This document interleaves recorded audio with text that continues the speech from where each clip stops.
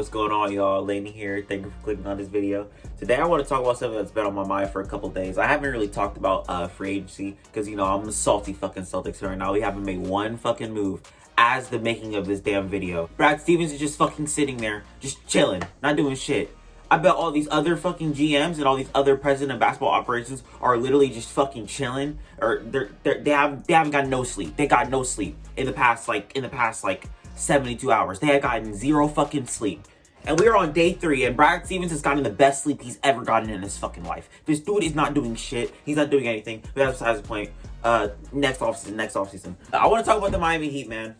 I want to talk about the Miami Heat and how I genuinely believe that they are actual title contenders. Like, I'm talking about legit title contenders. This team right here has the best chance to beat the Nets, in my opinion, besides the Bucks, obviously. I mean, they're champions. I mean, come on. They signed Kyle Lowry. They brought back Duncan Robinson. They signed PJ Tucker. They just signed Markieff Morris last night. They gave Jimmy Butler a max contract extension. They're going up, man. They're going up. And they did all this while keeping Tyler Hero, which I'm very surprised that they did. You know what I'm saying? I was telling my friend, he's a Miami Heat fan. I was telling him, I was like, if this sign and trade was to happen, I genuinely believe that they'd have to get rid of Tyler Hero, you know what I'm saying? Because, like, obviously during the trade deadline, they wanted Tyler Hero. And I feel like they kept pushing, Pat Riley kept pushing. Masai Ujiri finally did not want Tyler Hero no more because, like, they're probably asking for hella shit. And Pat Riley fleeced, man. He got rid of Goran Dragic, who he re-signed and traded away. And then he got rid of Precious Achiuwa. We don't know what he's going to be, but that was a fucking steal for Pat Riley and the Heat, man. Let me tell you, their starting 5 consists of Kyle Lowry at the 1, Duncan Robinson at the 2, you got Jimmy Buckets at the 3, PJ Tucker at the 4, and Bam Adebayo at the 5. This team defensively is going to be a lockdown jailhouse, bro. And I genuinely mean that. You got PJ Tucker and Jimmy Butler, bro. They're gonna want that switch on Duncan Robinson anytime they can because he's the only person in that starting 5 who cannot play defense at all. But he makes up for it for his shooting ability, man. I think he shot like, I don't want to get it wrong, but he shot like 40% from the 3 this year. I think he's making like 5-year, $90 million. He deserves every single penny, bro.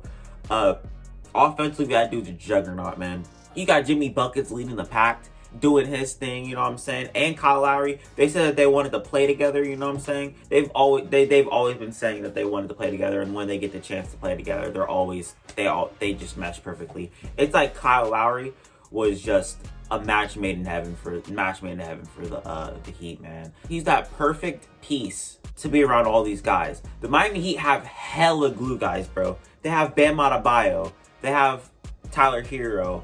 And I want to get to him later because, you know, I made that video. And they have Jimmy Butler. So obviously you're gonna need these guys. You're gonna need these guys to play their part, which I believe that they will. And all you need is just a guy off the bench who can give you like 15 a night, man. Just 15 a night, like 15 to 18 a night. And they went out to go get that at Markieff Morris. But like the thing is, if Tyler Hero doesn't show up, Markieff Morris is right there. But the one thing is that they don't show up, which I highly doubt that that's ever gonna happen. Now they're in trouble because then they don't have no bench scoring. You know what I'm saying? I do believe that Tyler Hero will improve from last year. However, I don't think it's gonna be like a big, like, most improved player push. You know what I'm saying? But I do believe that him and Markieff Morris will work perfectly together on the bench. Tyler Hero was that perfect 6-man that you need on a team, bro. And I feel like putting him at 6-man instead of starting him is the perfect thing that Miami could have done. Because Duncan Robinson is, in my opinion, a better shooter than him. And he's a way more efficient shooter than him. We all know this. I mean, come on. But yeah, I can't wait for this season, man. I really cannot wait for this season. This season's gonna be really nice, bro. Another thing I want to get into is the Lakers. I want to briefly talk about this. I don't want this video to be too long. Obviously, I haven't been talking about free agency lately. I went a little MIA on this channel. You got one side saying that this is a super team, but then you got the other side saying that this is not a super team. But I'm like in the middle. I can see both sides. With the side that says that it's a super team, I can most definitely see that. With you got Dwight Howard, you got Carmelo Anthony, you got Marc Gasol, LeBron James, Anthony Davis, Russell Westbrook, Kendrick Nunn, and Malik Monk all on the same team. I mean, come on. This team is unstoppable if this was 2012, you know what I'm saying? These guys are old, you know what I'm saying? These guys are old. You got Russ, who's past his prime. You got AD, who's just entering his prime. I don't want to talk about AD when I'm talking about old, because AD's like 27, 28. I can't remember how old he is. But then you got Wayne Ellington, who's like 30 something. You got Melo, who's 37. You got Marc Gasol, who's 36. You got these guys. These guys are old. These guys are big names because we're used to seeing these names. But these guys are past their prime. You know what I'm saying? Like Marc Gasol's regressing. LeBron is past his prime. LeBron's showing signs of regressing. But that dude's durability. He's a juggernaut, man.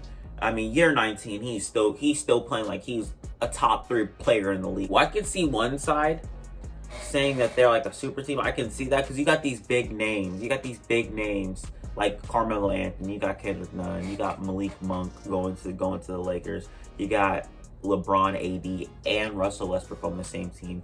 I mean, obviously, I can see people who are saying that this is a fucking super team. I mean, goddamn, come on. I mean, there's really no way around it. But at the same time, I can see guys who say that it's not a super team, aka Lakers fans, which makes sense because like it's not certain that this team's gonna work out.